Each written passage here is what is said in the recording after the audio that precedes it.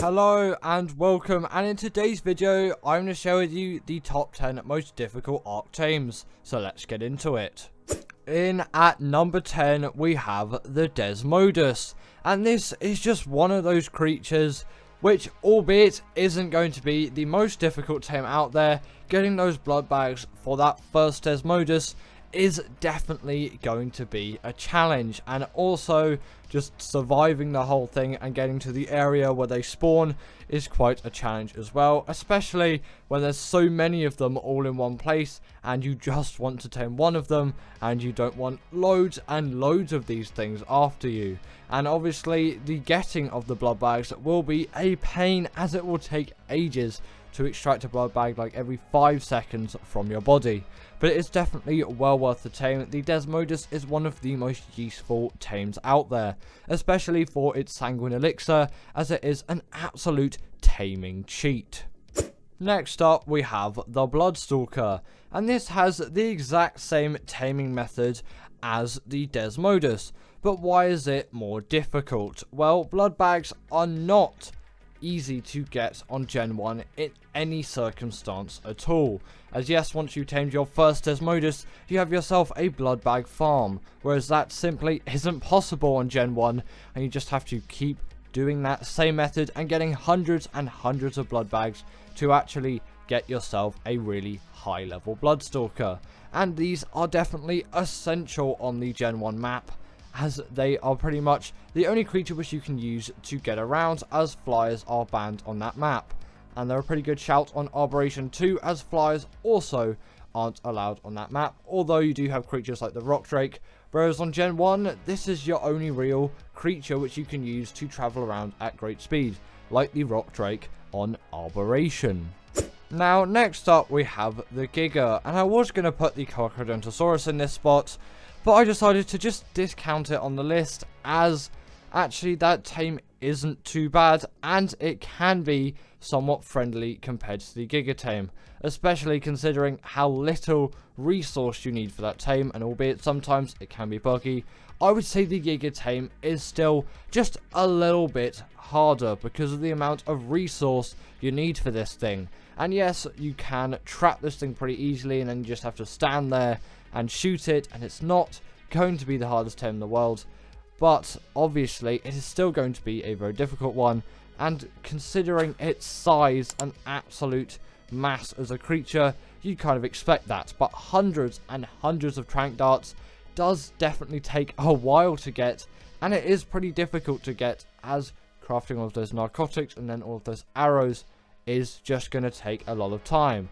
And if you're breeding this creature on official, then have fun with raising a creature like this for 2 whole weeks. This is why I am never an Ark official player.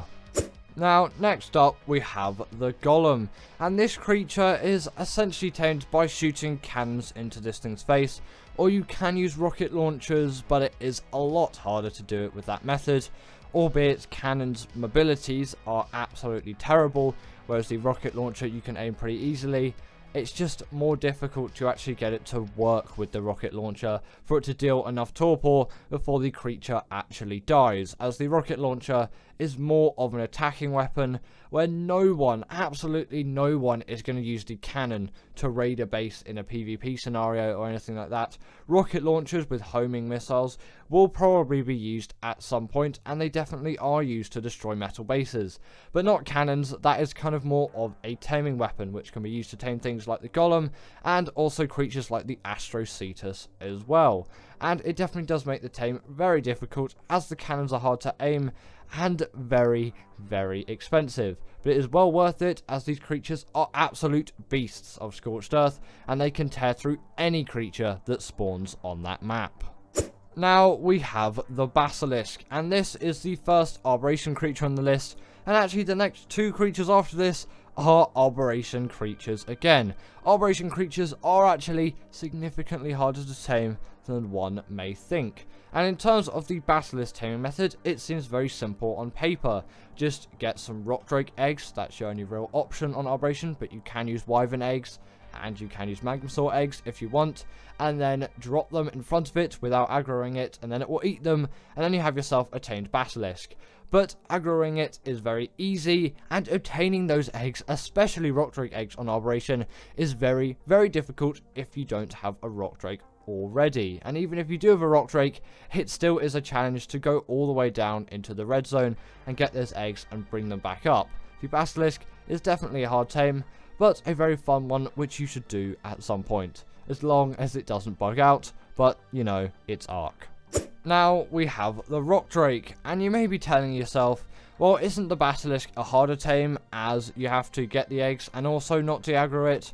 Well, this kind of becomes a more expensive tame, basically just requiring air conditioners to raise it once stolen, but obtaining that egg and also getting it out without a rock drake is very difficult. And you can tame the Basilisk if you already have a rock drake, and it will make that tame much easier, but if you don't, then the Basilisk tame may be considered a little bit harder, as there are some extra steps, but you do have to raise this creature as well on top of hatching it, so it is a very, very timely process, which is why I'm putting it higher on this list than the Basilisk.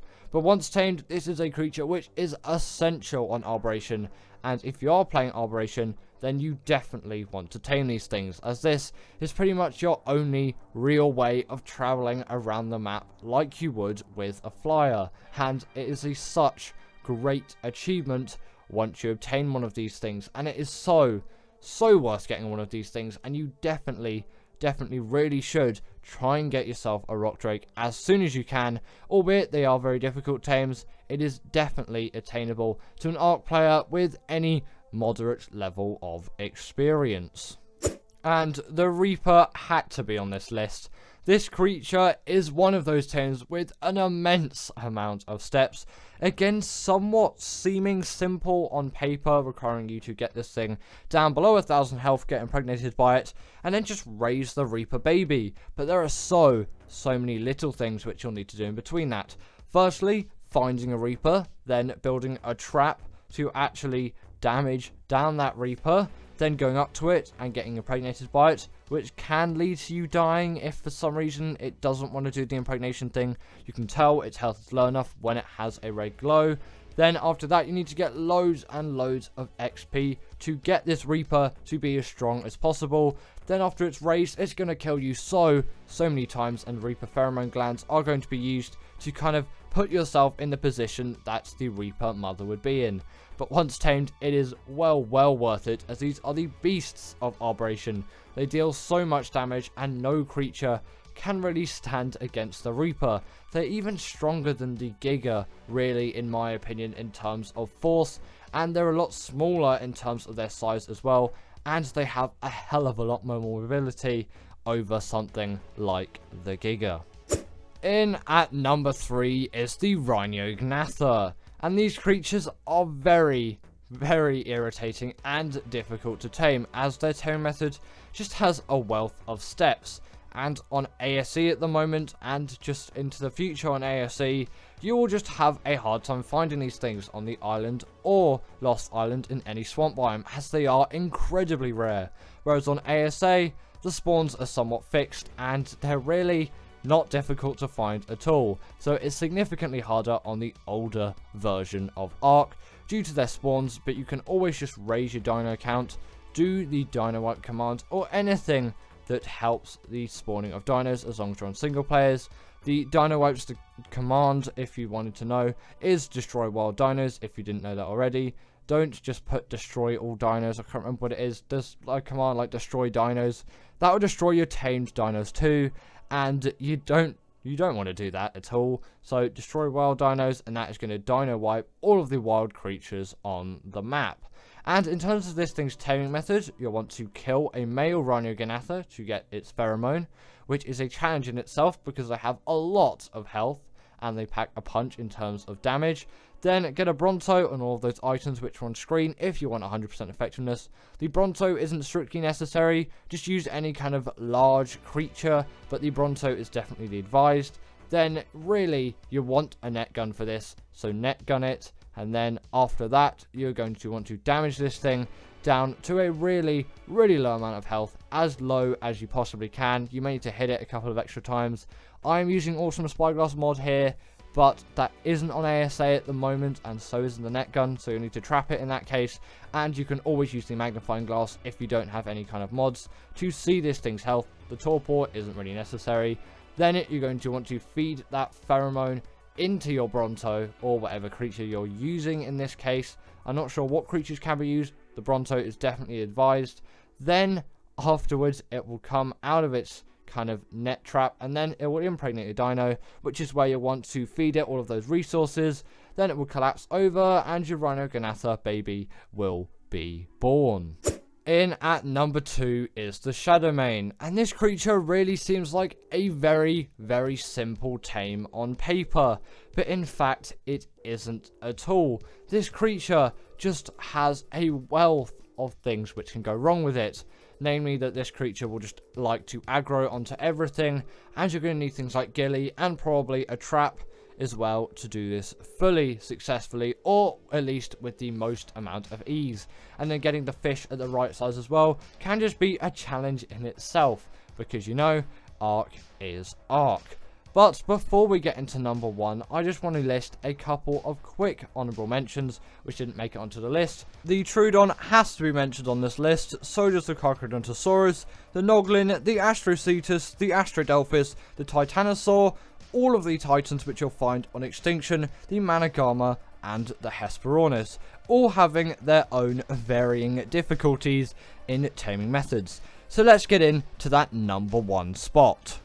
And in at number 1 is the Amargasaurus, and this creature is by far the bane of so many people's lives, requiring Raj Clark 24 hours to actually tame this thing, which is insane for a creature, which is unprecedented for every other Ark tame. No creature has a taming method like this one, and if you do this taming method, in fact, you will probably not be sane by the end of it, allowing it to run around and fight with you until it is tamed.